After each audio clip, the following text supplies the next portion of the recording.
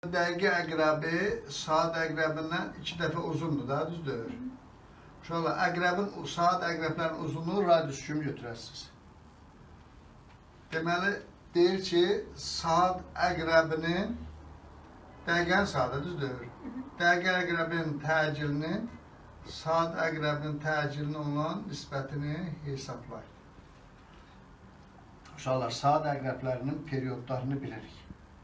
Saniyə, dəqiqə, saat əqrəblərinin periodlarını bilirik. Ona görə bu məsələlər eləyəndə periodla yazılan düsturlardan istifadə eləmək əlverişlidir. Məsələn, xətti sürətdən söhbət keçsə V bərabər 2P bölünsün T düsturundan.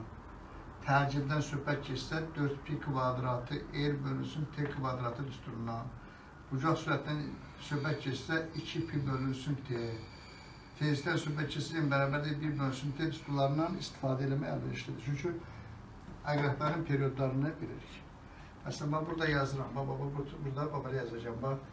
4Pi kvadratı R dəqiqə bölünsün dəqiqə əqrəbinin periodunun kvadratı. 4Pi kvadratı R saat, saat əqrəbinin radiusu T saatın kvadratı bərabərdir.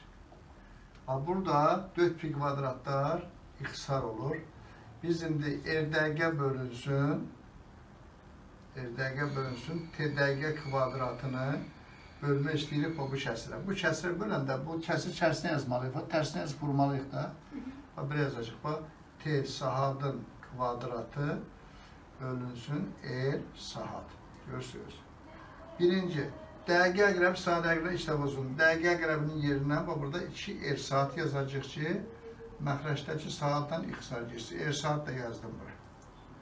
Oldu, bunlar ixtisar gedəcək. Bunun işimiz yoxdur. Uşaqlar, saat əqrəbinin periodu nə qədərdir? 12 saat deyil.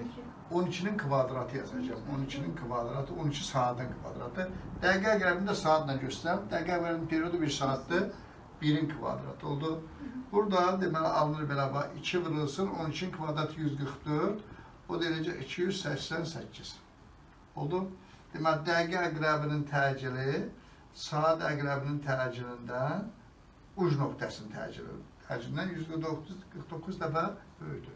Məsələn, sürətləri soruşsa bu üsuldan istifadə edirsiniz. Bucaq sürətini soruşsa bu üsullardan istifadə edirlər. Bu tip məsələləri həll edə bilərsiniz.